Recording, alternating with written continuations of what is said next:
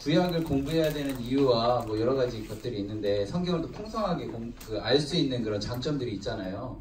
그 예를 들어 우리 먼저 좀 복습하는 마음으로 이게 본 강의 들어가기 전에 좀 한번 보겠는데, 신약 성경 고린도전서 10장을 좀 볼게요. 고린도전서 10장. 신약 274면에 있습니다. 고린도전서 10장.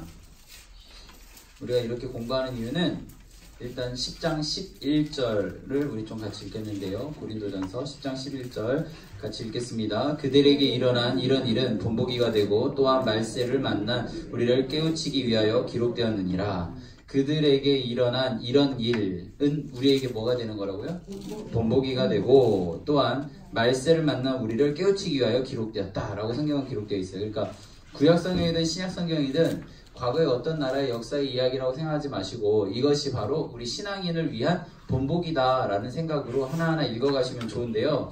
자, 그냥 이걸 읽어가면 우리는 사실 이게 큰 감동이 안 와요. 예를 들어서 우리 이제 공부했으니까 우리 10장 8절을 한번 볼까요? 10장 8절 읽습니다. 그들 중에 어떤 사람들이 음행하다가 하루에 23,000명이 죽었나니 우리는 그들과 같이 음행하지 말자 라고 되어 있어요.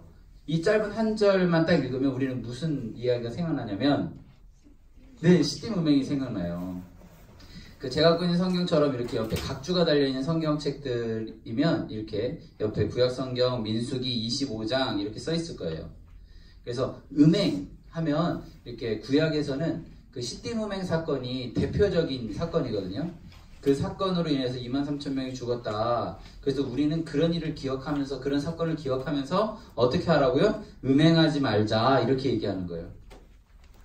자, 그리고 우상 숭배하면 제일 먼저 떠오르는 사건이 뭐예요?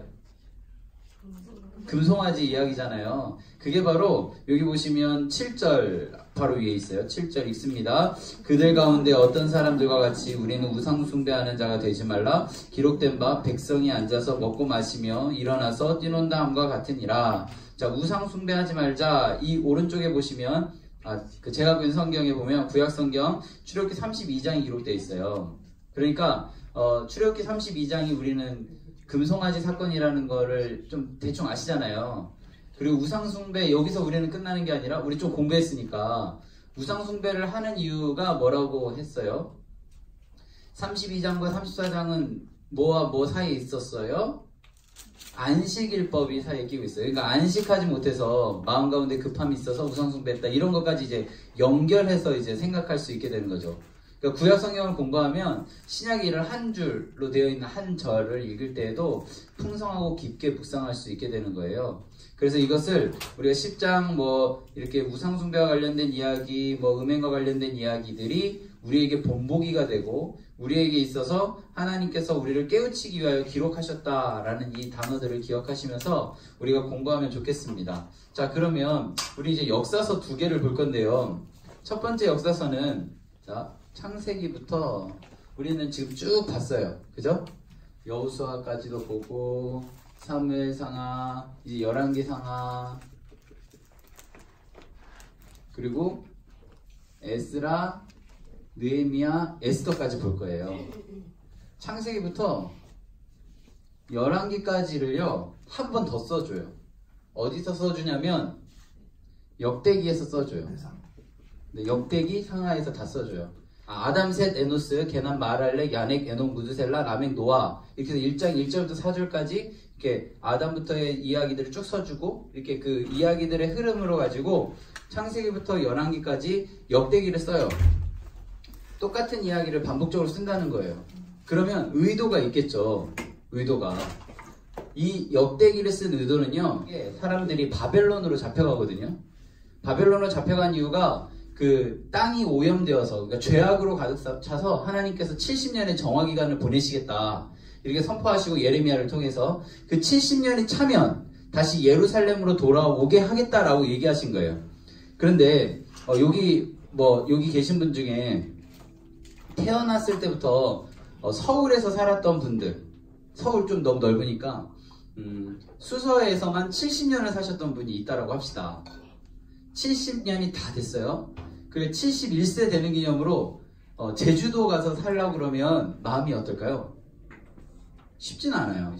그러면 그 안에 익숙한 것들이 많겠죠. 가족, 또 친구, 하는 일, 뭐 만나는 사람 다 이런 것들이 익숙한데 갑자기 미국으로 가게 됐다. 예를 들어. 그러면 이게 30대가 미국에 가는 거랑 60대가 미국에 가는 거랑 마음이 어떨까요? 좀 다르겠죠. 지금 70년이 지나서 이 바벨론에서 예루살렘으로 가야 하는 상황이에요. 물론 고향이라서 가야 된다는 건 아는데 이들의 마음 가운데 가고자 하는 말은 그렇게 많지 않아요. 왜냐하면 또 예루살렘의 지금 상황이 막 이렇게 막 집도 좋고 막 땅 상태도 좋고 막 뭐 옥토고 막 이런 게 아니라 가서 다시 새로 이 땅을 개간해야 되는 상황인 거예요. 그럼 여기에 있던 사람들이 원래 잡혀갔던 사람들이 다시 돌아올 때 잡혀갈 때는 한 5살, 6살 정도였는데 돌아올 때는 75, 76세 정도 됐어요. 가고 싶지 않을 것 같아요. 그죠? 그리고 여기 가서 낳은 사람들은 오히려 더 이 바벨론이라는 이 땅에서의 모든 문화가 더 익숙해져 버려서 이 예루살렘이라는 곳에 가서 그것에 적응하는 게 그렇게 좋지 않겠다라는 그런 마음들이 들 수 있다라는 거예요. 그럼 그들에게 예루살렘으로 돌아가야 한다라는 마음을 주기 위해서 제일 좋은 게 역사적인 것들을 재검증해주면서 그들에게 민족의 정체성을 심어주는 게 제일 좋거든요. 그래서 쓰여진 게 바로 역대기예요. 그럼 이 역대기가 좋은 이야기로 가득할까요? 안 좋은 이야기로 가득할까요? 네? 좋은 이야기로 가득해요. 그러면 우리 잘 아는 이야기를 먼저 해볼게요. 밧세바가 그 다윗을 뭐 유혹했든 아니든 어쨌든 그게 다윗에게 있어서는 조금 감추고 싶은 이야기잖아요. 굳이 이 후예들에게 얘기할 필요 없는 거잖아요. 그래서 역대기에는 기록했을까요? 안 했을까요? 안 했죠. 이해되시죠? 그런 컨셉이에요. 그러면 제가 저번 주에 이야기했던 다윗에게 두 가지의 좀 감추고 싶은 비밀이 있어요. 근데 뭐 다 알지만 첫 번째는 밧세바 이야기고요. 두 번째는 인구조사 이야기예요. 근데 이 인구조사는 너무나도 크고 개인의 문제가 아니라 민족적인 이야기고 그것은 기록 안 할래 안 할 수가 없어요. 그러면 그 사무엘서에서는 여호와께서 주도하신 것처럼 기록했지만 역대기에서는 사탄이 주도해서 한 것처럼 그러니까 재해석해서 기록했다라고 제가 저번 주에 말씀드렸잖아요.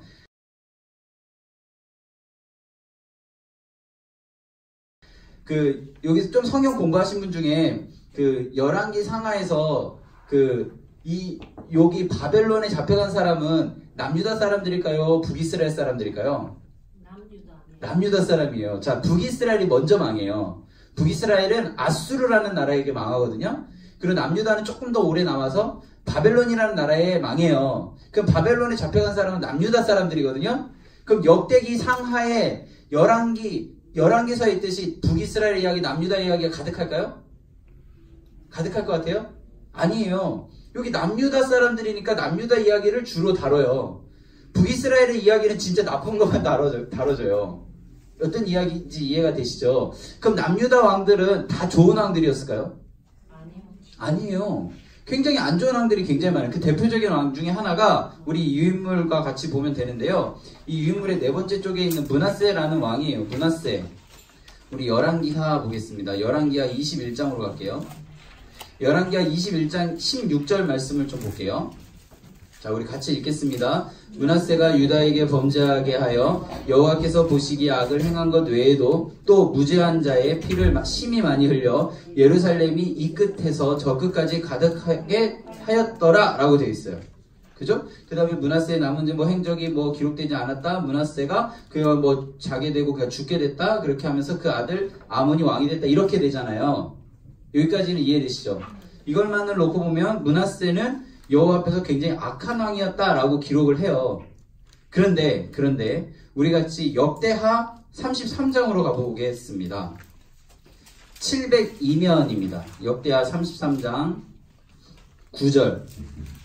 역대하 33장 9절 702면 읽습니다. 유다와 예루살렘 주민이 므낫세의 꾀임을 받고 악을 행한 것이 여호와께서 이스라엘 자손 앞에서 멸하신 모든 나라보다 더욱 심하더라 라고 되어 있어요. 자, 그러면 아까 열왕기에 있는 거랑 여기 있는 거랑 비슷하죠. 이것만 보면 므낫세는 굉장히 악한 왕이에요. 그런데 10절에서 13절 말씀을 좀 보면요. 10절에 보면 여호와께서 므낫세와 그의 백성에게 이르셨으나 그들이 듣지 않아요. 11절에서 그래서 바벨론에 끌려가죠. 12절에 보면 그가 환난을 당하여 그의 하나님 여호와께 간구하고 사사기의 모습이 좀 보이지 않으세요? 간구하였더니 그의 조상이 하나님 앞에서 어떻게 겸손하여 13절 기도하였으므로 맨 마지막 므낫세가 그제서야 여호와께서 하나님이신 줄 알았더라 이렇게 변경돼요. 이게 추가가 된다는 거예요.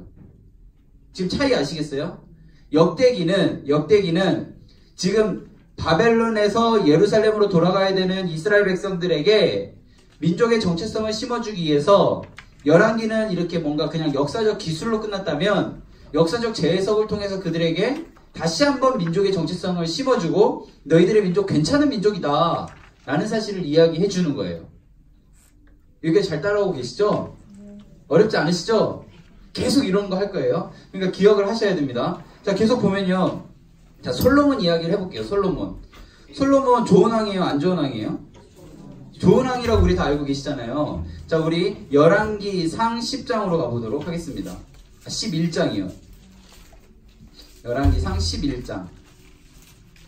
11장에 보면, 열왕기상 11장에 보면 1절 제가 읽어드릴게요. 솔로몬 왕이 바로의 딸 외에 이방의 많은 여인을 사랑하였으니 곧 모압과 암몬과 에돔과 시돈과 헷 여인이라. 여호와께서 일찍이 이 여러 백성에 대하여 이스라엘 자손에게 말씀하시기를 너희는 그들과 서로 어떻게 해요? 통혼하지 말며 그들도 너희와 서로 통혼하지 말라. 그들이 반드시 너희 마음을 돌려 그들의 신들을 따르게 하리라 하셨으나 솔로몬이 그들을 사랑하였다라는 표현을 써요. 그러니까 이방 여인들과 결혼하지 말아라. 왜? 그 여인들이 신을 갖고 올 거고 그 신으로 인해서 우상 숭배할 것이기 때문이다 라는 이야기예요. 근데 솔로몬 어떻게 했다고요? 하나님 말씀 잘 안 들은 거예요. 그죠? 그러니까 3절 그의 여인들이 왕의 마음을 돌아서게 하였더라. 솔로몬이 나이가 많을 때 그의 여인들이 그의 마음을 돌려 어떻게 해요? 다른 신들을 따르게 하였으므로 왕의 마음이 그의 아버지 다윗의 마음과 같지 아니하여 그의 하나님 여호와 앞에 온전하지 못했다. 뭐 신들 이런 신을 섬겼다. 9절 우리 같이 읽겠습니다. 시작. 솔로몬이 마음을 돌려 이스라엘의 하나님 여호와를 떠남으로 여호와께서 그에게 진노하시니라 라고 되어 있어요. 자, 솔로몬 좋은 왕이에요? 안 좋은 왕이에요? 처음엔 좋았죠. 지금 이 본문만을 놓고 보면 안 좋죠. 상황이 안 좋죠. 그죠? 말로가 안 좋아요. 자, 그러면 역대기에는 이 이야기가 기록되어 있을까요? 안 되어 있을까요? 네? 안 되어야만 해요. 이해되시죠? 자, 이 위치를 찾아볼게요. 이 위치가 역대하 9장 10장 이쯤에 있거든요. 역대하 9장 10장으로 갈게요. 666면 뭐 이렇게 있어요. 스바 여왕의 이야기 쭉 나오죠. 그 다음에 13절부터 재산에 대한 이야기가 쭉 나와요. 그죠? 그리고 뭐 재산 많았다 뭐 이런 얘기예요. 그리고 29절에서 죽어요. 외국계 여인들을 맞았고 하나님 싫어하고 뭐 안 된다고 했고 이런 얘기들이 없다는 거예요. 그 역사 왜곡이네. 이게 아니라 중심축이 다르다는 거예요. 역대기는 돌아올 이스라엘 백성들에게 민족의 정체성을 고취시키기 위한 책이에요. 그렇기 때문에 그것에 맞춰진 거예요. 우리 창세기부터 할 때마다 계속 말씀드렸던 게 그 책의 성격과 그 책의 특징에 따라서 그 이야기들을 선택했다 이런 얘기들을 드렸잖아요. 그렇기 때문에 이건 역사 왜곡, 뭐 감춤 이런 게 아니라 그 성격, 주제에 맞춰서 역사가 기록되어졌다라고 기억하시면 되겠습니다. 자, 그래서 유인물을 보시면 솔로몬은 옆에 좌우에 보면 막 글씨들 있잖아요. 거기에 3장, 이 3장은 열왕기예요. 열왕기상 3장과 9장은 하나님이 솔로몬에게 나타나신 사건을 알려주고 그 2장, 그러니까 3장하고 9장 사이에 솔로몬이 성전 건축하고 5장에서 8장까지 길게 다루는데요. 말년에 이방 출신 아내의 꼬임을 빠져 우상숭배를 하고 하나님은 밖으로는 변두리 소수 이방 민족 지도자들 안으로는 에브라임 사람 여로보암이 왕국을 갈라나갈 강력한 적수로 등장하게 하셔요. 그래서 여기 빨간색으로 12장 보이시죠? 12장을 기준으로 남왕조와 북왕조가 나뉘어지게 됩니다. 자, 열왕기상으로 가볼게요. 열왕기상 12장 열왕기사 12장에서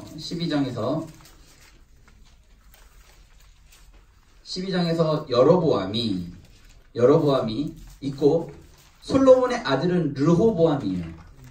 자, 파란색으로 기록되어 있는 게 남왕조, 남유다고요. 노란색으로 기록되어 있는 게 북이스라엘이에요. 이걸 기억하세요. 그리고 동시대 사람들을 같은 위치 그룹에 묶어놨어요. 자, 르호보암이 솔로몬에 이어서 왕이 되었어요. 솔로몬, 말로는 좀 안 좋았지만 굉장히 엄청난 업적을 남긴 왕이에요. 그리고 남유다 전체에서 가장 큰 영토와 재산도 많았고 힘도 가장 셌어요. 그 아들 르호보암, 굉장히 부담됐겠죠. 그래서 르호보암에게는 크게 두 종류의 신하가 있었어요. 첫 번째는 솔로몬과 함께 이렇게 그 나라를 다스렸던 그 신하들, 그 구파라고 할 수 있죠. 구파. 그리고 솔로몬의 아들 르호보암과 함께 공부하면서 자라왔던 젊은 신하들, 신파. 구파와 신파가 딱 나눠서 이제 앞으로 정책을 어떻게 하라고 르호보암에게 조언을 해요. 구파는 어떻게 하냐면, 너희 아버지가 참 많은 일을 하여서 좋았지만 그 노역이 고되니 이제는 조금 쉬자, 이렇게 얘기해요. 신파는 뭐라고 얘기하냐면, 그렇게 하면 안 됩니다. 그렇게 하면 당신을 우습게 봅니다, 이렇게 얘기해요. 르호보암이 3일을 고민해요. 누구의 손을 들어줬을까요? 신파. 어떻게 하는지 봅시다. 우리 12장 11절이에요. 12장 11절. 우리 같이 읽을까요? 내 아버지께서 너희에게 무거운 멍에를 매게 하였으나 이제 나는 너희 멍에를 더욱 무겁게 할지라. 내 아버지는 채찍으로 너희를 징계하였으나 나는 정갈 채찍으로 너희를 징계하리라. 10절 마지막에 보면 더 재밌는 얘기예요. 왕이 대답하기를 내 새끼손가락이 내 아버지의 허리보다 굵으니, 이렇게 얘기해요. 그래서 여로보암이 반역을 하는데 여로보암에게 붙은 지파는 10지파예요. 르호보암과 함께한 지파는 2지파예요. 대세가 어디에 있어요? 여로보암에게 있어요. 자, 세상의 그 여론은 지금 누구의 손을 들어준 거예요? 여로보암의 손을 들어준 거예요. 이해되시죠? 자, 그러면 이 상황을 하나님께서는 어떻게 생각하셨을까요? 좋아하셨을까요? 싫어하셨을까요? 싫어하셨을 것 같아요? 왜요? 하나님이 원하신 길이에요. 자, 우리 가볼게요. 한 장 앞으로 갑니다. 11장입니다. 솔로몬 11장 26절부터인데요. 솔로몬에게 대적해서 여로보암이 도망가요. 도망갈 때 29절에 보면 여로보암이 예루살렘에 나갈 때 실로 사람 선지자 아히야가 길에서 만나니 아히야가 새 이복을 가지고 두 사람 만나는데요. 10절에 보면 자기 입은 새 옷을 12조각을 찢고 10조각을 가지라. 이스라엘 하나님 여호와의 말씀이 내가 이 나라를 솔로몬의 손에서 찢어 뺏어서 10지파를 내게 주겠다라고 얘기한 거예요.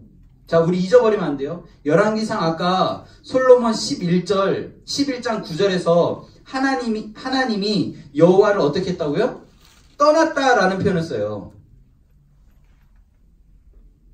사울에게서 여호와 하나님이 떠나서 다윗을 세웠던 것처럼 솔로몬에게서 하나님이 떠나서 10지파를 여로보암에게 주고 나라를 세운 상황이에요. 그러면 자, 이 10지파가 세워진 상황은 하나님이 인도하시는 길이에요. 여기까지 이해되시죠?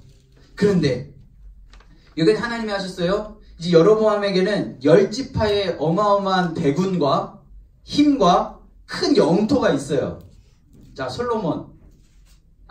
여로보암과 다윗의 가장 큰 차이가 뭐냐면 다윗은 겸손했어요. 그런데 여로보암은 겸손하지 않습니다. 악한 사람들이 제일 먼저 하는 행동이요, 성을 쌓는 거예요. 자기 것을 지키려고. 가인도요, 처음 한 게 성 쌓은 거예요. 아벨을 죽이고 떠나서 제일 먼저 한 게 성 쌓은 거거든요. 이 여로보암도요, 떠나자마자 제일 먼저 한 게 12장 25절을 보면 무엇을 만들죠? 세겜을 건축하고 분회를 건축합니다. 그리고요 28절을 보면 뭘 만들어요? 금송아지를 만들어요. 그리고 29절에 보면 그 금송아지를 어디에 둬요? 베델과 단에. 제가 이제 좀 설명을 드릴게요. 이스라엘은 이제 이렇게 분리가 돼요. 위쪽이 북이스라엘, 아래쪽이 남유다. 근데 이 전체를 이야기할 때 북쪽 끝을 단이라고 하고요. 남쪽 끝을 브엘세바라고 해요. 그런데 이 남북 왕조로 나뉘어졌는데 예루살렘은 지금 어디 있냐면 남쪽에 있잖아요. 그러면 이스라엘 사람들이 절기를 지키기 위해서는 이 예루살렘으로 가야 되는 거예요. 여로보암 좋았을까요? 싫었을 거예요. 그래서 아까 어디에? 단과 어디요? 베델이 여기 있어요. 북이스라엘 남쪽 끝. 북이스라엘에게서 있어서 남쪽 끝. 그래서 제일 북쪽 끝에 그 금송아지 하나 놓고 제일 남쪽 끝에 금송아지를 하나 놔서 여기까지 안 가도 되게 만들어 놓은 거예요. 자, 그리고 두 번째로 금송아지 만들어서 단과 베델을 해놓고 그 다음에 31절에 보면 제사장을 어떤 사람으로 세웠어요? 보통 사람으로 세워요. 그죠? 레위 사람이 아닌 보통 사람으로 세우죠? 그리고 32절에 보면 8월 15일에 절기를 정해요. 자기 마음대로. 유대인의 절기와 비슷하게. 그리고 33절 같이 읽겠습니다. 그가 자기 마음대로 정한 달, 곧 8째 달, 15째 날로 이스라엘 자손을 위하여 절기를 정하고 베델에 쌓은 제단에 올라가서 분향하였더라. 여기서 무슨 단어가 보이세요? 자기 마음대로. 사사기에서 제일 주제되는 구절 기억나세요? 각자의 소견에 오른 대로, 자기 소견에 오른 대로 그렇게 얘기했잖아요. 그 이야기가 여기 나오는 거예요. 그러면 이 이야기는 역대기에 기록되었을까요? 안 됐을까요? 이 이야기가 어느 나라 이야기예요? 남이에요? 북이에요? 북이죠. 기록되었는데 더 자세히 기록해줘요. 이해되시죠? 자, 우리 같이 가서 볼게요. 그 다음에 13절에 보면 쭉 넘어가서 14절 우리 같이 보겠습니다. 14절 11장 14절 시작. 레위 사람들이 자기들의 마을들과 산업을 떠나 유다와 예루살렘에 이르렀으니 이는 여로보암과 그의 아들들이 그들을 해임하여 여호와께 제사장 직분을 행하지 못하게 하고 라고 되어 있어요. 자, 그러면 북이스라엘에 지금 이 역대기 자료에 따르면 레위 사람들이 없다라는 거예요. 이해되시죠? 그러니까 아무나 막 세운 거예요. 15절에 여로보암이 여러 산당과 순념소 우상과 자기가 만든 송아지 우상을 위하여 친히 제사장을 세웠다. 16절에 보면 이스라엘 모든 지파 중에 마음을 굳게 하여 이스라엘의 하나님 여호와를 찾는 자들은 레위 사람을 따라 예루살렘에 이르러 그들의 조상들의 하나님께 제사하고자 한지라. 그러므로 3년 동안 유다 나라를 도와 솔로몬의 아들 르호보암을 강성하게 하였으니 이는 무리가 3년 동안 다윗과 솔로몬의 길로 행하였음이더라 라고 되어 있어요. 지금 이 상황 속에서 르호보암과 여로보암 중에 르호보암보다는 여로보암이 더 잘못한 것으로 기록하고 있죠. 지금 제 이야기 논조를 잘 아시겠죠? 그래서 뭔가 북이스라엘이 잘못된 거는 조금 더 하나님의 생각과 떠난 생각으로 좀 더 많이 기록하고 있고, 역대기는. 그리고 하나님의 생각과 합한 생각으로 가고 있는 건 남유다다 라고 성경은 계속 기록해 주고 있어요. 그래서 이 여로보암을 열왕기 상하에 있는 북이스라엘 사람들이 잘못할 때마다 그 이름이 거명되어지기 시작해요. 15장 25절을 우리 좀 가볼게요. 15장 25절. 나답이라는 사람이 이스라엘 왕이 되어 이스라엘을 다스리죠. 26절 같이 읽겠습니다. 그가 여호와 보시기에 악을 행하되 그의 아버지의 길로 행하여 그가 이스라엘에게 범하게 한 죄 중에 행한지라 라고 되어 있어요. 그리고 29절 30절 보면 왕이 될 때에 여로보암의 온 집을 쳐서 생명 있는 자 한 사람도 남기지 아니하고 다 멸하였는데 여호와께서 그의 종 실로 사람 아이야를 통하여 하신 말씀과 같이 되었으니 이는 여로보암이 범죄하고 또 이스라엘에게 범하게 한 죄로 말미암음이며 또 그가 이스라엘의 하나님 여호와를 노엽게 한 일 때문이더라 라고 되어 있어요. 자, 그러면 이제 조금 그냥 우리 그냥 넘어가서요. 그 북이스라엘 왕에 대해서 조금 더 보면 이렇게 계속 반복적으로 나오는데요. 그냥 우리 열왕기하 14장으로 가볼게요. 열왕기하 14장 24절을 우리가 읽겠습니다. 열왕기하 14장 24절 시작. 여호와 보시기에 악을 행하여 이스라엘에게 범죄하게 한 느밧의 아들 여로보암의 모든 죄에서 떠나지 아니하였더라 라고 되어 있어요. 자, 한참 후대에 여로보암 2세, 이때가 북이스라엘의 최대 전성기거든요. 이때에도 악을 행하였는데 그때 누구의 이름이 거명되냐면 여로보암의 죄라는 표현을 써요. 그러니까 북이스라엘 모든 왕들이 여로보암의 죄에서 떠나지 못했다 이런 얘기들을 하거든요. 또 좀 뒤로 가서 15장 18절을 한번 보시겠어요? 15장 18절, 열왕기하 15장 18절 읽습니다. 여호와 보시기에 악을 행하여 이스라엘로 범죄하게 한 느밧의 아들 여로보암의 죄에서 평생 떠나지 아니하였더라. 뭐 그 앞에도 마찬가지예요. 스가랴 15장 9절에 보면 그의 조상들이 행하여 여호와 보시기에 악을 행하여 이스라엘로 범죄하게 한 느밧의 아들 여로보암의 죄에서 떠나지 아니한지라. 뭐 부가이야 15장 24절 여호와께서 보시기에 악을 행하여 이스라엘 범죄하게 한 느밧의 아들 여로보암의 죄에서 떠나지 아니하게 한지라. 무슨 말인지 아시겠죠? 하나님께서 여로보암을 사용하셨어요. 그래서 열지파를 솔로몬의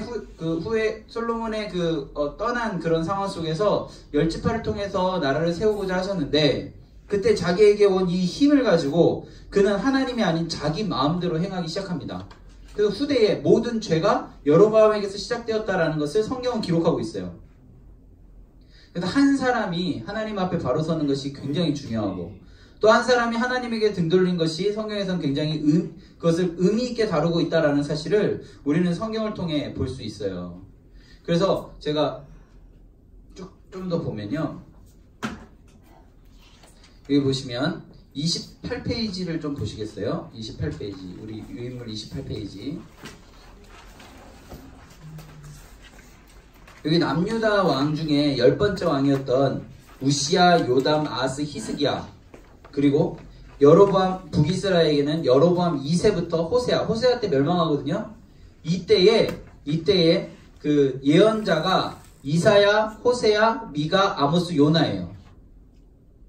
그러면 이사야, 호세아, 아모스, 요나에서 이때에 가장 강했던 나라는 아수르예요. 아수르가 북이스라엘을 멸망시키잖아요. 아수르의 수도가 어딘지 아세요? 아수르의 수도 우리 다 알아요. 다 아는 곳. 니누에. 지금 옆에 요나 써있잖아요. 요나가 어디로 갔어요? 니누에로 갔죠. 그게 아수르의 수도예요. 요나가 북이스라엘 사람이거든요.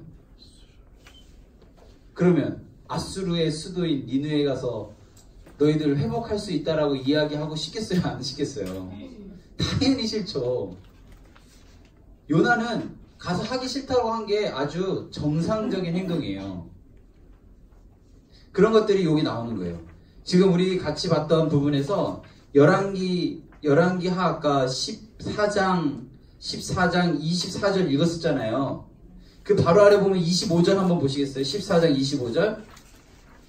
자, 읽습니다. 이스라엘 하나님 여호와께서 그의 종 가드에벨 아미떼의 아들 선지자 요나를 통하여 하신 말씀과 같이 여로보암이 이스라엘 영토를 회복하되 하맛 어귀에서부터 아라바 바다까지 하였으니 라고 되어 있어요.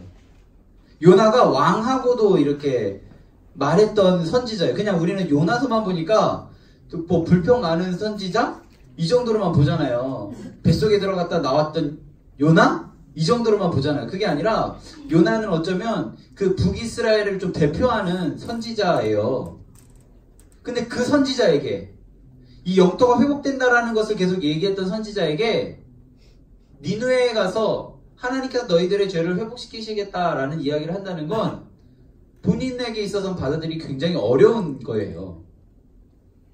그런데 결국 뭐 했고 뭐 이런 얘기들이 진행되고 그게 요나의 이야기로 기록되었다라고 성경은 기록하잖아요. 그래서 요나가 이 우시아, 요담, 아하스, 히스기야 때 그리고 여로보암 2세부터 호세아 때 이 시대였다. 그러니까 북이스라엘의 마지막 때였다라는 것을 우리가 기억한다면 요나가 그래서 가기 싫었구나 라는 것을 우리는 알 수 있는 거예요. 그리고 호세아서는요. 호세아서도 이 우시아, 요담, 아하스, 이 히스기야 때인데요. 그 호세아 같은 경우도 그 여인 고멜에 대한 이야기를 통해서 그 음란함과 음행에 대한 그 죄에 대한 이야기들을 계속 반복적으로 하는데 그 끝이라는 부분에 있기 때문에 그런 거예요. 자, 그러면 지금 우리 계속 보지 않았는데 추측을 우리 해보는 거예요. 이제 추측을 이제 예레미야는요. 그 아래 네모 박스에 보면 이제 요시아부터 여호야김 지나서 시드기야까지 남유다 말미에 예언했던 사람이 예레미야인데 이 예레미야는 북이스라엘의 멸망을 예로 들어서 설명하겠죠. 지금 북이스라엘 멸망했잖아요. 이해되시죠? 지금 북이스라엘은 멸망한 상태예요. 근데 남유다도 이제 곧 멸망할 것 같은 상황인 거예요.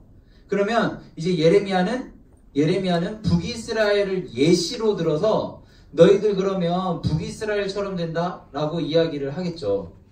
자, 예레미야서를 한번 볼까요? 예레미야 1050면에 있습니다. 예레미야서 1장에 보면 1장 13, 14절이에요.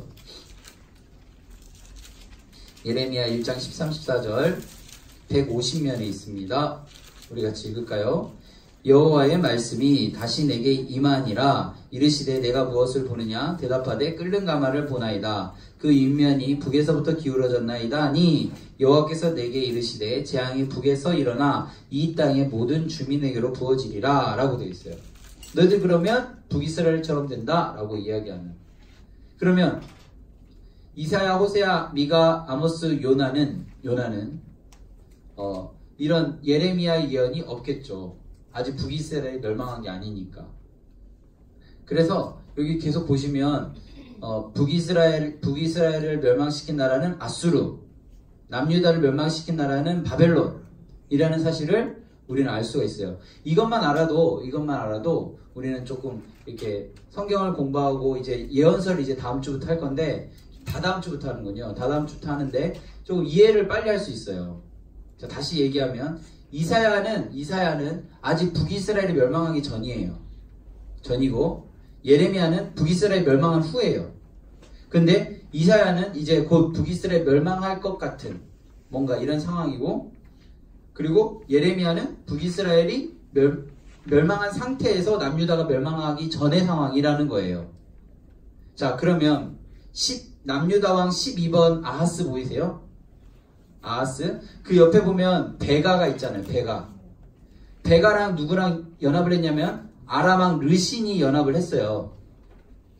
자, 요 상황 우리 이 상황을 보겠습니다. 이사야서로 가볼게요. 이사야서 7장이에요. 이사야서 7장 975면에 있습니다. 이사야서 7장 975면. 우시아의 손자 요담의 아들 유다왕 아하스가 르신과 베가가 연합해서 예루살렘을 쳤으나 능히 이기지 못하니라 라고 되어 있어요. 이해되시죠? 못 이겼어요. 그때 10절 여호와께서 아하스에게 말씀하여 이르시되 내가 내 하나님 여호와께 한 징조를 구하되 깊은 데서든지 높은 데서든지 구하라 하시니 아하스가 뭐라고 대답해요? 나는 구하지 아니하겠나이다. 나는 여호와를 시험하지 아니하겠나이다 라고 되어 있어요. 자, 믿음의 고백인가요? 아닌가요?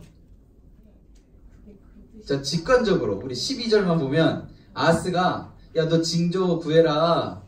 내가 해줄게. 이러니까 구하면 다 해줄게. 이러니까 12절에서 아하스가 저 구하지 않겠습니다. 나는 여호와를 시험하지 않겠습니다 라고 얘기해요. 그냥 얼핏 보면 믿음의 고백인 것 같아요. 그죠? 좀 이해되세요? 그러니까 이걸 가지고 제가 이상하게 설교를 하는 걸 들어서 그래요. 이거는 믿음의 고백이 아니에요. 이건 역사적인 배경을 전혀 모르는 상황에서 한 이야기예요. 자, 그럼 이거의 역사적인 배경 우리 같이 보도록 하겠습니다.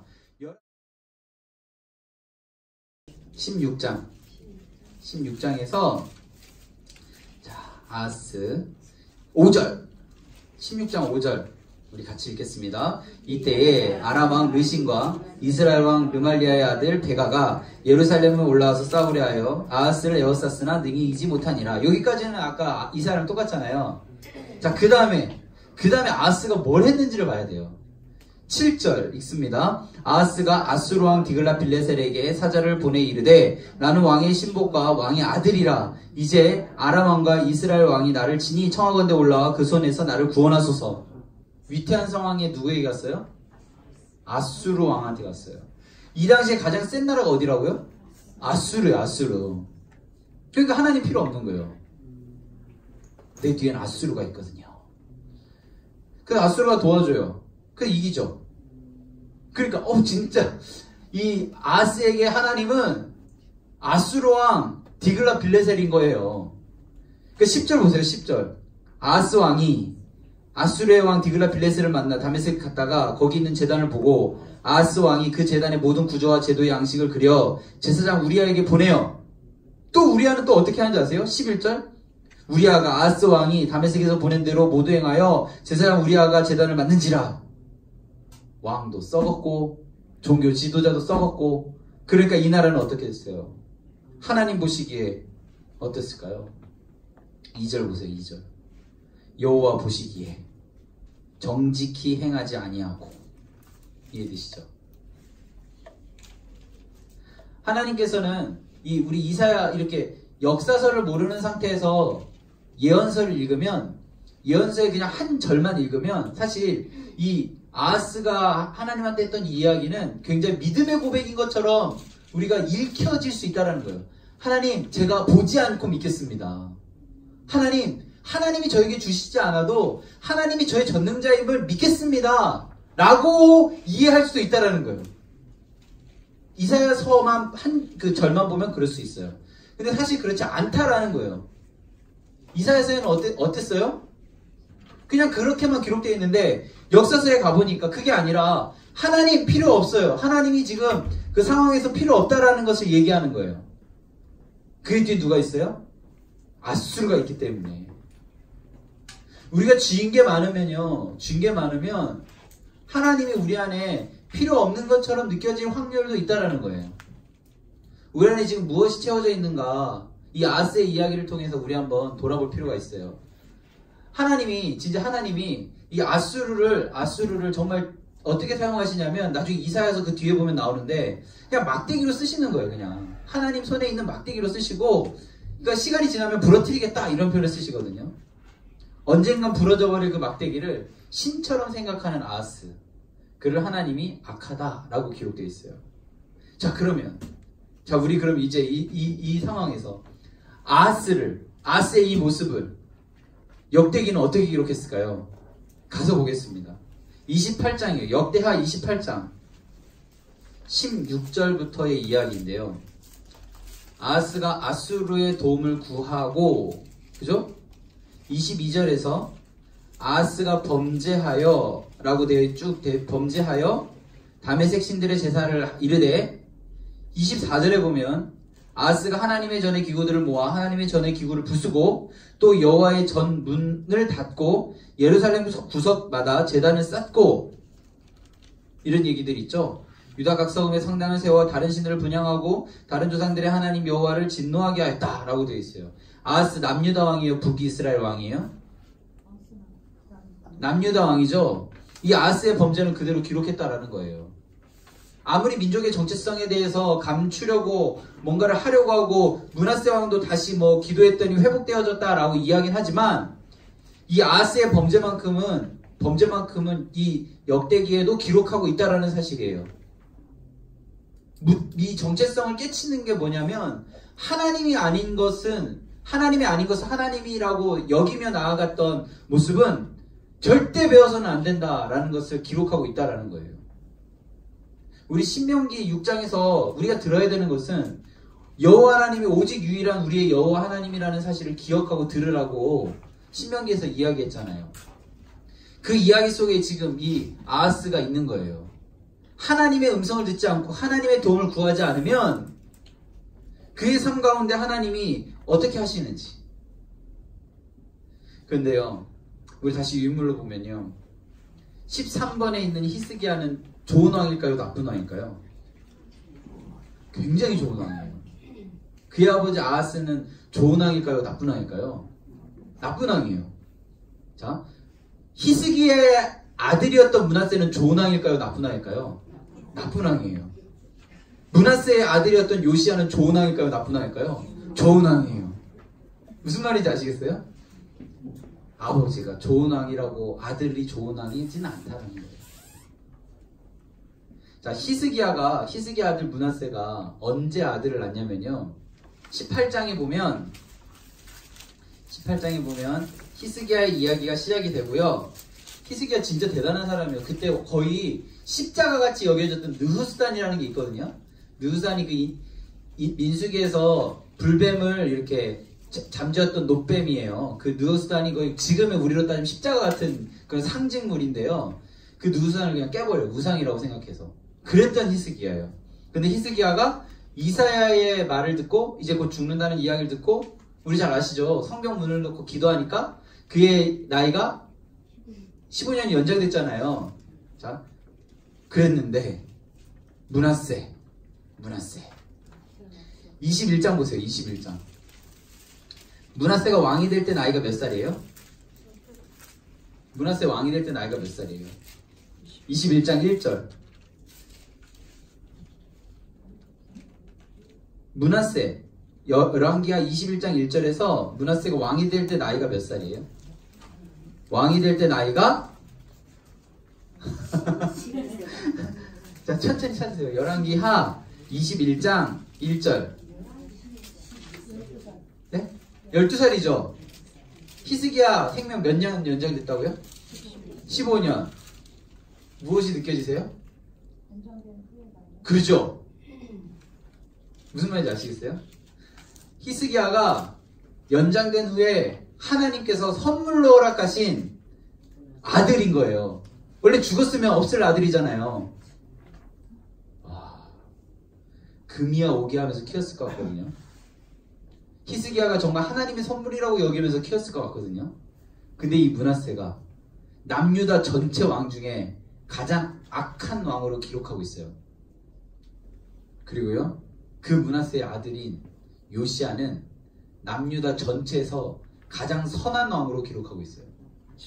와, 정말 아이러니하죠. 21장 16절에서 므낫세의 죄가 예루살렘 이 끝에서 저 끝에 가득하다고 했지만, 반해서 이 요시야는 22장 2절에 보면 요시야가 여호와 보시기에 정직히 행하여 그의 조상 다윗의 모든 길로 행하고 좌로우로 치우치지 아니하였더라 라고 기록하고 있어요. 와, 정말 이게 굉장히 아이러니한 이야기예요. 예언서가 공부하기가 좀 재밌으면서 어려운 이유가, 예언서를 공부하려면 먼저 여기 있는 역사의 상황을 먼저 배경을 알고 읽어야 되는 거예요. 그러니까 아까 이사야서 같은 경우가 제가 지금 그런 샘플만 몇 개 이렇게 보여드린 건데요. 그 이사야서 읽을 때 뭐 이사야서에 뭐 르신과 베가 이런 얘기가 나오면 이 열왕기랑 역대기의 그 르신과 베가의 이야기를 찾아서 먼저 읽어보고 그 다음에 읽어야 오해 없이 읽는데, 제가 좀 깜짝 놀란 일이 있어서 지금 그 부분만 읽어드린 거예요. 그러니까 그 구절만 딱 보면 아하스라는 왕, 정말 위대한 왕이 있었는데 그 왕이 하나님이 너 구하면 내가 다 보여줄 테니까 라고 얘기할 때, 저는 보지 않고도 믿습니다, 이렇게 굉장히 이야기를 한 거예요. 그래서 제가 그 얘기 듣고 진짜 제 등에 땀이 났어요. 근데 그렇게 읽을 수도 있겠다. 그러니까 제가 뭐 그분을 폄하하려는 것이 아니라, 저희도 이 성경을 다 모르잖아요. 사실 몰라요. 다 안다는 건 거짓말이에요. 그래서 저희도 그런 부분에서 굉장히 많이 조심하고 주의하고 이렇게 하죠. 자, 그럼 우리 좀 더 이야기를 좀 진행을 해볼게요. 진행을 해보면 아까 질문이 들어왔는데 혹시 못 들으신 분들을 위해서 다시 한번 좀 말씀을 드리면 그 르호보암은 어쩌면 그러니까 우리 인간의 눈으로 볼 때 아버지가 잘못해서 원래 요만한 땅을 다스릴 수 있었는데, 그죠? 아버지의 그 실수로 인해서 여호와가 떠남으로 인해서 아히야에게 하나님이 말씀하시고 여로보암에게 그 이야기가 전해지면서 이 땅이 분배가 된 거잖아요. 이 이야기는 여기까지 이해되시죠? 그러니까 이 분배된 거는 뭐 상황이 어땠든지 간에 뭐 정갈채찍 이런 걸 다 빼고 하여간 분열된 건 하나님의 주도하심 안에 있다라는 거예요. 그죠? 그런데 이 상황에서 사실 르호보암은 북이스라엘보다 훨씬 작은 땅을 차지하게 되는데요. 이 상황에서 이 여로보암을 향해서 르호보암이 가요. 공격하러. 그때 스마야라는 선지자가 있는데요. 그 스마야라는 선지자가 그렇게 하지 말아라. 전쟁하지 말아라. 이렇게 얘기해요. 그때 르호보암은 순종합니다. 그러니까 하나님께서 그 남유다의 왕들을 보존하시는 이유가 그들이 물론 실수하고 잘못했지만 하나님의 말씀에 순종했었던 그런 왕들의 모습들이 있었기 때문에 이 아하스 다음에 히스기야 다음 문하세면 요시야 이 흐름 속에서도 무엇을 볼 수 있냐면요. 그 악이 극을 쳤을 때 그 아들이 그 종교개혁을 통해서 다시 이스라엘의 죄를 다시 복귀시켜주는 모습들을 보여줘요. 그러니까 아버지가 죄를 졌고 악을 향해서 갔지만 그 아들이 다시 한번 하나님의 뜻은 무엇인지 묻고 하나님 앞에 나왔다. 이런 얘기들이 나와요. 히스기야에 대한 평가도 굉장히 좋고요. 요시야에 대한 평가도 굉장히 좋아요. 그런데 그들의 아버지인 아하스와 므낫세의 평가는 안 좋아요. 자, 그럼 이제 이어서 묻겠습니다. 남유다에서 제일 오래 통치한 왕이 누군지 아세요? 남유다 전체에서 가장 오랫동안 통치한 왕. 네, 므낫세 왕이에요. 이게 진짜 아이러니예요. 두 번째로 오래 통치한 왕은 누굴까요? 우시야예요. 우시야. 10번에 있는 우시야. 52년 했어요. 므낫세는 55년 했어요. 우시야는 처음에 참 잘했는데요. 나중에 번제 월권에서 나병 걸리거든요. 나병 걸려. 그러니까 그렇게 역시 말로가 그렇게 좋지는 않아요. 므낫세와 우시야 정치적으로는 굉장히 잘했어요. 근데 그를 하나님이 훌륭하고 선한 왕이라고 이야기하지 않았을 수도 있다 라는 거예요.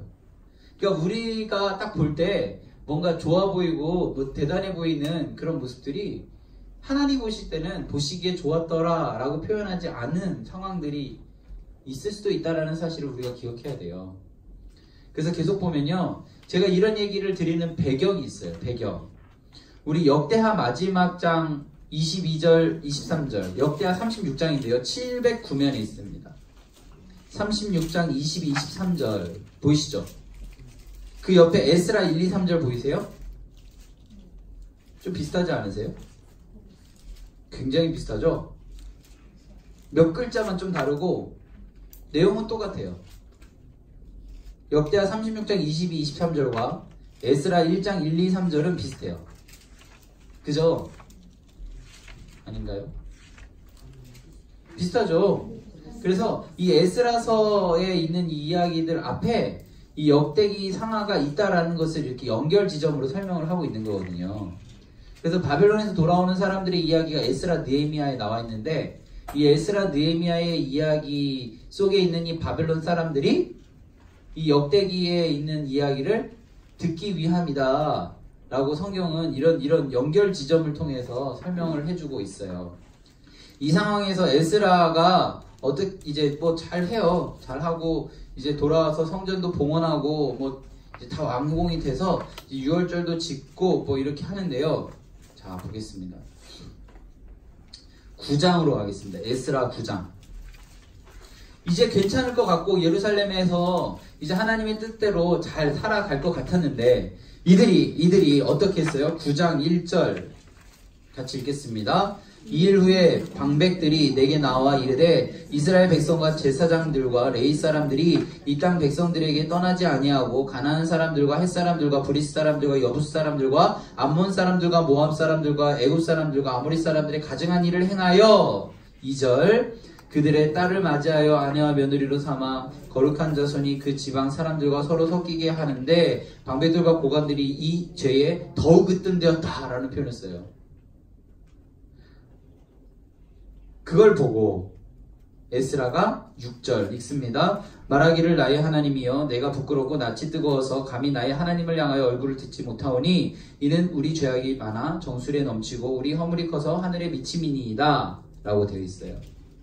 자, 에스라도 이 모든 성전이 다시 봉헌되었을 때, 재건되었을 때 그 이후에 뭐 이런 일이 있을 거라고 생각했겠어요? 그렇지 않죠. 그런데 이들은 또다시 죄를 져요. 에스라 어떻게 해요? 기도하고 있잖아요. 기도. 자, 그러면 역대기에서 많은 왕들은 어떻게 했는지 다시 한번 볼게요. 역대기에서. 우리 역대하입니다. 역대하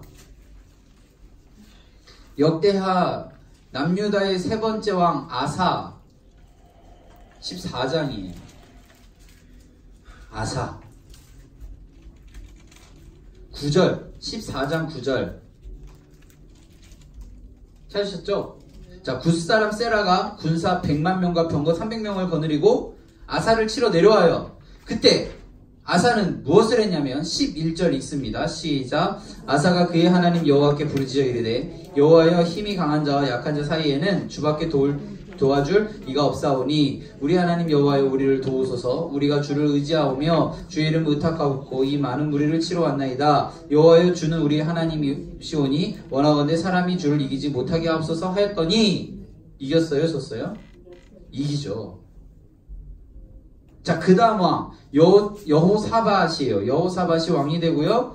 왕이 돼서 이번에는 삼국연합군이 내려와. 20장 1절 보세요. 역대하 20장 1절. 모압, 암몬, 마온이 연합해서 함께 와서 여호사밧을 치고자 한지라. 여호사밧 제일 먼저 뭐 하냐면 3절. 두려워하여. 그죠? 굉장히 두려운 상황이에요. 그때 무엇을 했냐면 여호와께 낯을 향하여 간구하고. 이게 뭐예요? 기도하고. 백성들에게 뭐 하라고 해요? 금식하라고 그래요. 다다음 주에 이사야서 할 때 금식은 어떤 것인지 제가 좀 설명을 드리도록 하겠습니다. 그렇게 해서 기도하는데 기도문을 한번 우리 같이 읽어보면 12절 20장 12절 있습니다. 우리 하나님이여 그들을 징벌하지 아니하시나이까. 우리를 치러오는 이 큰 무리를 우리가 대적할 능력이 없고 어떻게 할 줄도 알지 못하고 오직 주만 바라보나이다 하고. 결정적으로 힘든 순간, 두려움의 순간에 하나님 안에 서 있는 사람들은 다 기도해요. 왕들도 그랬고 에스라도 그랬고 느헤미야도 그랬고. 뭔가 마음이 답답한 상황이 오면 하나님 편에 있는 사람들은 기도해요. 성경에 그렇게 기록되어 있잖아요. 우리 저번에 배웠던 것만 봐도 그렇잖아요. 한나도 그랬잖아요. 한나도. 그죠? 자, 그럼 우리 느헤미야는 어떻게 했는지 볼까요? 느헤미야 1장 727면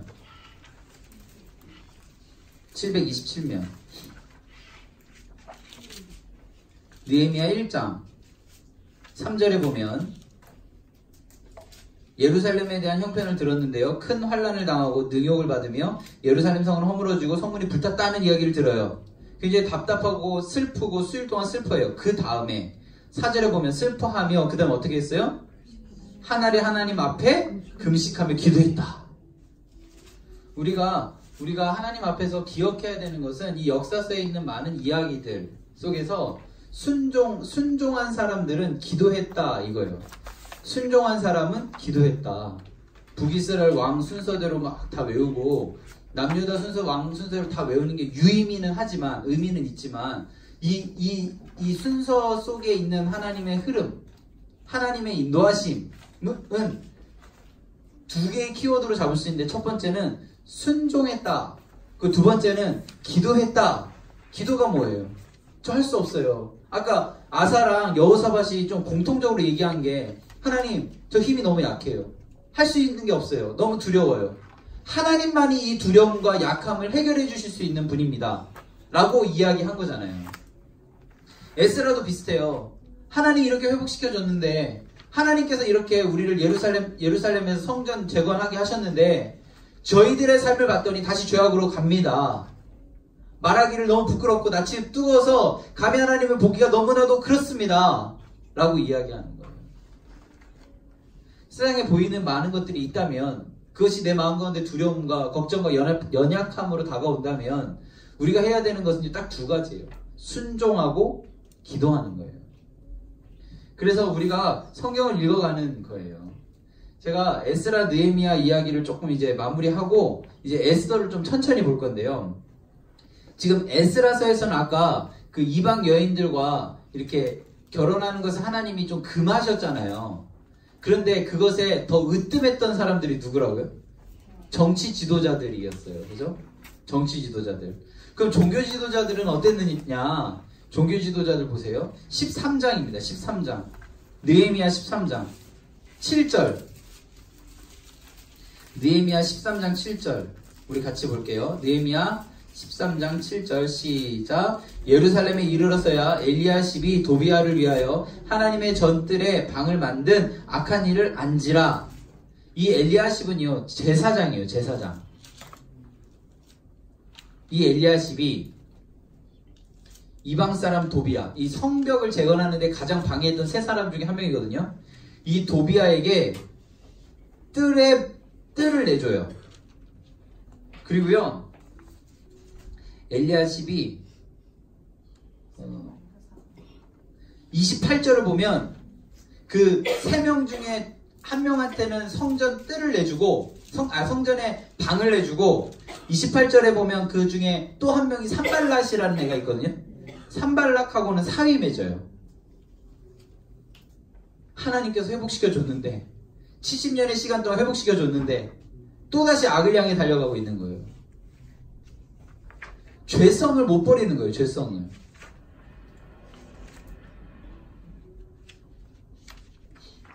그게 우리 인간의 모습인 것 같아요.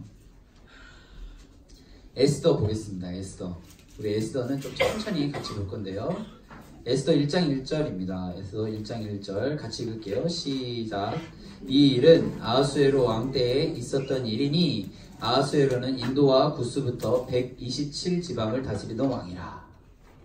아하수에로라는 왕이 있었는데요. 이 왕이 127지방을 다스리는 왕이에요. 어마어마하게 큰 영토를 갖고 있는 왕이죠. 그 왕이 3절에 보면 잔치를 베푸는데요. 180일 동안 그렇게 해요. 근데 그때에 9절에 보면 왕후였던 와스디에게 잔치에 와라 라고 이야기해요. 왜냐하면 와스디가 굉장히 예뻤나 봐요.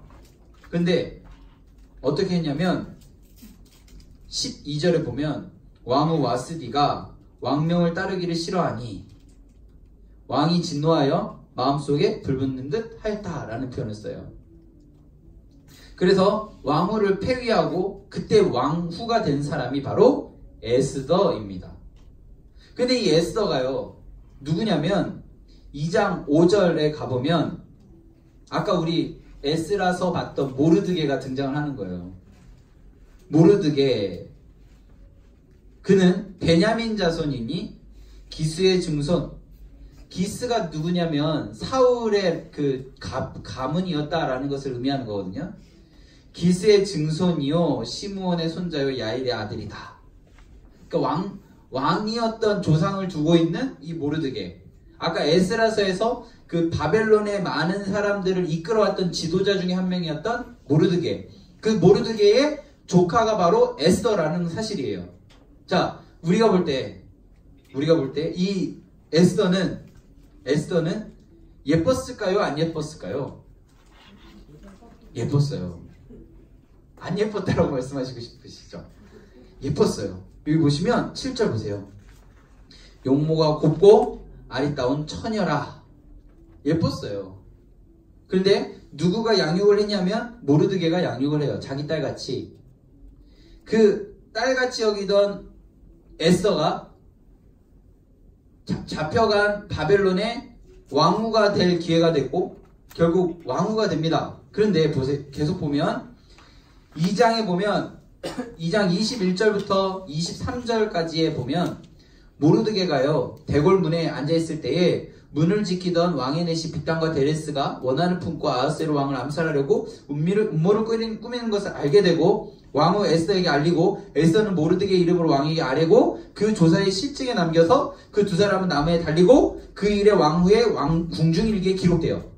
여기에는 모르드게가 어떤 칭찬을 받았다 뭐 상을 받았다라는 얘기가 없어요. 그죠? 그래서 넘어가요. 3장 그 당시에 넘버 2였던 아각 사람 함무다다의 아들 하만이 있었습니다. 이 하만이요 그 서열 2위였어요. 2위. 그 사람이 지나가면 모든 신하들이 꿇어 절하며 그렇게 이렇게 그 사람에게 이렇게 나아가는데 2절에 보면 모르드게는 꿇지도 않고 절하지도 않아요. 4절에 보면 모르드게가 듣지 아니하고 자기 유대인임을 알렸더니 5절 하만이 모르드게가 무릎 꿇지도 아니하고 절하지도 아니함을 보고 노하는 장면이 나옵니다. 그래서 6절에 보면 그들이 모르드게의 민족을 하만에게 알림으로 하만이 모르드게만 죽이는 것이 부족하여 아하스웨로 온 지역에 있는 유대인 곧 모르드게의 민족을 멸하고자 하더라라고 되어 있어요. 모르드게가 유대인들의 좀 대표적인 사람이다 라는 것을 여기서도 알 수 있어요.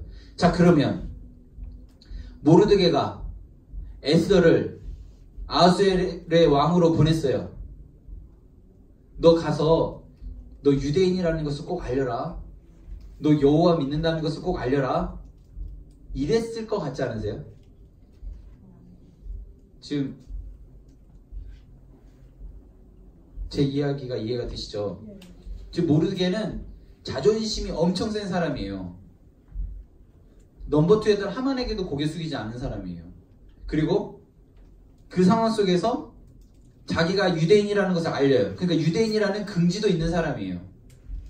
이 사람에게서 양육받았던 에스더가 지금 왕후가 됐어요. 그 왕후가 됐을 때 너 가서 너 유대인이라는 걸 절대 잊어버리지 말아라. 유대인의 절기와 관습이라는 게 있는데 꼭 지켜라. 이렇게 했을 것 같지 않으세요? 그죠? 네. 감사합니다. 그런데 여기 보시면 2장 10절로 다시 돌아가고 있습니다. 2장 10절 에스더가 자기의 민족과 종족을 말하지 아니하니 이게 자기 스스로 결정한 게 아니에요. 이는 모르드게가 명령하여 말하지 말라 하였습니다. 이 하만의 이야기만 놓고 보면요, 모르드게는 정말 마음속에 자존심도 세고 민족의 긍지도 강했던 사람인데 에스더에게는 그렇게 하지 말라고 한 거예요. 자, 그러면 에스더는 그 말에 순종했죠. 자, 우리 조금 더 상상을 해볼게요. 에스더가 자기가 유대인이라는 사실을 숨겼어요. 그 말은 자신의 정체성도 숨긴 거예요. 왕후예요. 왕후. 바벨론의 신전에 갈까요, 안 갈까요? 왕후예요. 당연히 가죠. 이 바벨론의 제전에 당연히 참가하죠. 숨겼잖아요. 그러면 이 신전에서 하는 종교행위를 했을까요, 안 했을까요? 했을 확률이 높아요. 성경에는 기록되지 않았어요. 지금 제가 상상한 거예요. 상상컨대 숨겼다라는 이 한마디에 우리가 생각하는 막 다니엘처럼 우리는 음식 안 먹겠습니다라는 강경한 그런 걸 안 했다라는 거예요. 그럼 이 바벨론식의 그런 많은 그런 것들을 그대로 했다라고 보는 게 맞아요. 그런데 지금 모르드게가 고개 하나 안 숙이게 되니까 어떻게 되냐면 3장 7절에 보면 니산월이라고 해서 이제 아달월 13일 13절에 보면 아달월 13일에 이제 유대인들이 다 죽게 되는 상황까지 오게 된 거예요. 자, 그 상황이 됐을 때에 4장 1절입니다. 모르드게가 이 모든 일을 알고 자기 옷을 찢고 굵은 벼슬을 입고 죄를 뒤집어 쓰고 성령의 대성통곡합니다. 성문문에 이르게 굵은 베옷을 입은 자 대궐로 들어가지 못하고 이런 굵은 베옷을 입은 자 무수히 많아지는데 4절 에스더의 시녀와 내시가 나와 전하니 왕후가 매우 근심하여 의복을 모르드게에게 보내어 그 굵은 베옷을 벗기고자 하나 모르드게가 받지 않아요. 5절 에스더가 왕의 어명을 자기에게 가까이 한 내시 하닥을 불러 명령하여 모르드게에게 가서 이것은 무슨 일이냐 무엇 때문에 그러냐 얘기하면서 그 이야기를 쭉 들어요. 쭉 들으니까 모르드게가 뭐라고 화답을 하냐면 14절 4장 14절 같이 읽겠습니다. 이때에 내가 만일 잠잠하여 말이 없으면 유다인은 다른 데로 말미암아 노임과 구원을 얻으려니와 너와 내 아버지 집은 멸망하리라. 내가 왕후의 자리를 얻은 것이 이때를 위함이 아닌지 누가 알겠느냐 하니 태도가 바뀌어요. 유대인이라는 것을 숨기라고 했던 이 모르드게가 이제 유대인들이 이런 상황이 됐으니 하나님께서 그 자리에 세우신 이유는 이 일 앞에서 잠잠하지 말라고 하신 하나님의 뜻이다 라는 거예요. 자, 그러면 이제 우리 또 한번 상상해 보겠습니다. 모르드게는 기도하는 사람이었을까요? 아닐까요? 기도하는 사람이었다고 저는 생각해요. 때로는 우리가 기도하면 요나처럼 니느웨에 가서 복음을 전해라, 너희들 잘못했다 라고 하는 받아들이기 힘든 것들도 하나님의 사인으로 온다라는 거예요. 모르드게도 이건 제 상상이에요. 상상. 이 흐름을 봤을 때 모르드게가 기도를 하는데 이 딸같이 여기던 에스더가 왕후의 자리까지 이제 가는 그런 상황 속에서 하나님께 기도했겠죠. 당연히. 하나님 어떻게 할까요? 보낼까요? 말까요? 립스틱은 빨간색으로 할까요? 분홍색으로 할까요? 치마를 입힐까요? 바지를 입힐까요? 막 이런 것들을 막 기도하면서 물어봤겠죠. 어떻게 할까요? 왜냐면 중요한 일이니까. 그때마다 하나님이 음성을 주셨겠죠. 그것에 받아들이긴 힘들었지만 이 자존심 세고 이 유대인으로서의 정체성이 너무나도 확고했던 이 모르드게가 하나님의 음성에 저는 순종했다라고 생각해요. 그 순종의 모습을 너 민족을 밝히지 말아라. 또 이 어려운 상황 속에서 금식하면서 죄 뒤집어 쓰고 지금 기도하고 있는 거잖아요. 그때 하나님께서 응답하셨겠죠. 에스더가 있지 않니? 그러니까 이제 에스더한테 얘기한 거예요. 이때를 위해서 하나님께서 이때를 위해서 너를 왕후의 자리로 올린 게 아닐까? 네가 이제 이야기를 해야 되지 않을까? 이 상황은요, 그냥 왕과 가서 왕에게 가서 우리 사실 제가요 유대인인데요, 우리 민족이요 이제 곧 죽을 수도 있어요. 좀 어떻게 힘 좀 써주세요. 이런 상황이 아니에요. 왕한테 갈 때요 16절 보세요. 당신은 가서 수산에 있는 유다인을 다 모으고 나를 위하여 금식하되, 그 유다인 전체가 금식해야 되는 엄청 중차대한 일이 돼버린 거예요. 밤낮 3일을 먹지도 않고 마시도 마소서. 3일 진짜 물도 먹지 말고 기도해주세요 라고 이야기하는 거예요. 진짜 내가 죽으면 죽으리라 나오잖아요. 진짜 죽으면 죽으리이다 라고 얘기하잖아요. 내가 이 일 때문에 죽을 수도 있습니다. 그래서 5장에서 이제 잔치를 베풀고요. 6장에서 또 잔치를 6장에서 이 잔치를 베풀고 왕과 하만이 같이 잔치를 하고 6장에 보면 1절 그날에 왕이 잠이 오지 않아요. 역대일기 가져다가 읽어요. 그 속에서 뭘 보냐면 2절 문을 지키던 왕의 두 넷이 앞에 빅단이라고 되어 있고 빅다나라고 되어 있는데 빅다나와 데레스가 아하수의 왕의 암살을 모르드게가 고발하게 되는 이 이야기. 3절에 보면 모르드게가 아무것도 받지 못했다라는 사실을 알게 돼요. 그러니까 이제 있는데 하만 만나요. 하만한테 물어봐요. 6절 하만이 들어오고는 왕이 묻되 왕이 존귀하게 하기를 원하는 사람이 어떻게 하여야 하겠느냐. 하만이 심중에 이르되 왕이 존귀하게 하기를 원하시는 자는 나 외에 누구리요? 이렇게 지금 내가 말하면 내가 이 수혜를 받을 거라는 생각을 하게 되면서 뭐라고 얘기하냐면 8절 왕께서 입으시는 왕복, 왕께서 타시는 말, 머리 쓰신 왕관을 가져다가 그 왕복 말을 왕의 신하 중 가장 존귀한 자의 손에 맡겨서 왕이 존귀하게 하시기를 원하는 사람에게 옷을 입히고 말을 태워서 성중거리로 다니며 그 앞에 반포하여 이르기를 왕이 존귀하게 하기를 원하는 사람에게는 이같이 할 것이라 하게 하소서 하니라. 지금 하만은 자기가 할 줄 알았는데, 그래서 이렇게 얘기했는데, 지금 하만이 제일 싫어하는 사람이 누구냐면 모르드게예요. 그죠? 그러니까 하나님입니다. 그 아하수에로가 10절에서 이에 왕이 하만에게 이르되 너는 내 말대로 속히 왕복과 말을 가져다가 대궐 문에 앉은 유다 사람 모르드게에게 행하되 물은 내가 말한 것에서 조금도 빠짐이 없게 하라라고 되어 있어요. 이 이야기를 쭉 보니까 13절에 보면 여성들은 이렇게 느낌적으로 이게 굉장히 빠르잖아요. 이게 흘러가는 흐름. 그러니까 이 부인 세레스라는 사람이 뭐라고 얘기하냐면 모르드게가 과연 유다 사람의 후손이면 당신이 그 앞에서 굴욕당하기 시작하였으니 능히 그를 이기지 못하고 분명히 그 앞에 엎드러지게 됩니다. 라고 얘기해요. 아내가. 실제로 그렇게 되죠. 7장에 보면 또 잔치를 베풀어요. 그 전에 에스더가 잔치를 베풀고 왕과 하만이 참 즐겁게 있다가 가요. 그래서 우리 또 한 번 더 잔치하시죠?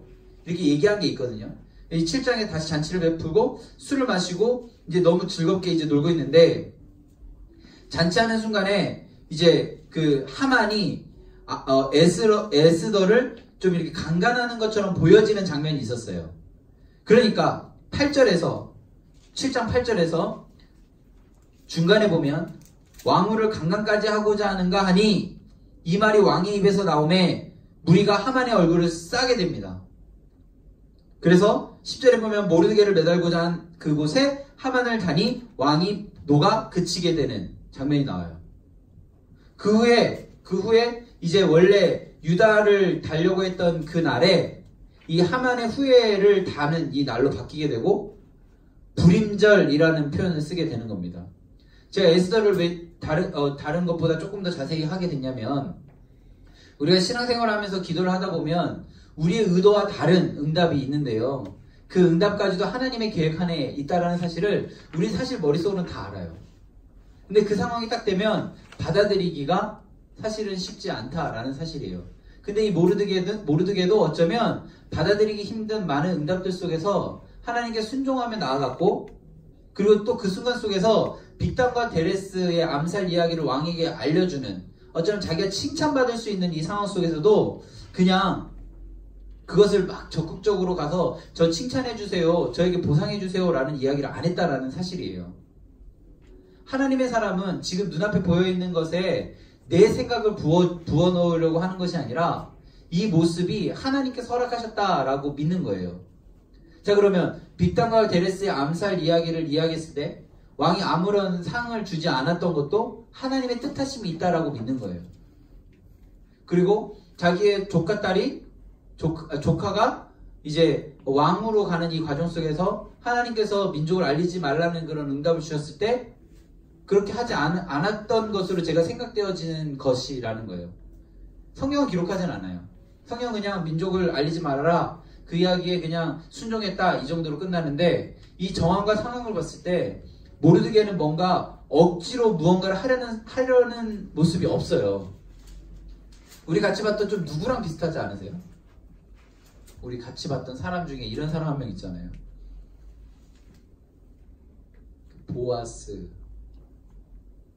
보아스가 억지로 하지 않잖아요.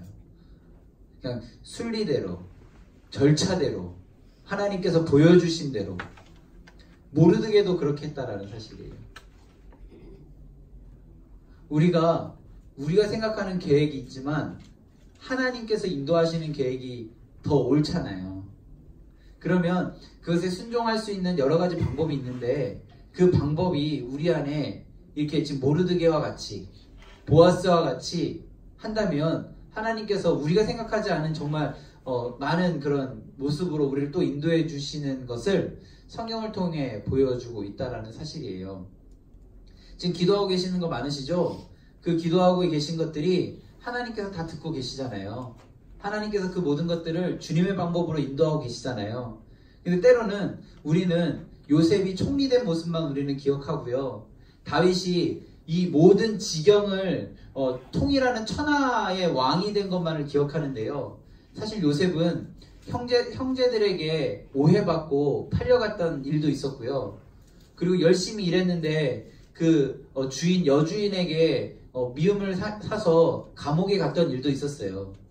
그리고 그 감옥에서 꿈을 잘 풀어서 뭔가 복직될 수 있는 상황도 있었음에도 불구하고 복직된 사람들이 그 사실을 잊어버려서 그냥 계속 감옥에서 살았던 시간도 있었다라는 사실이에요.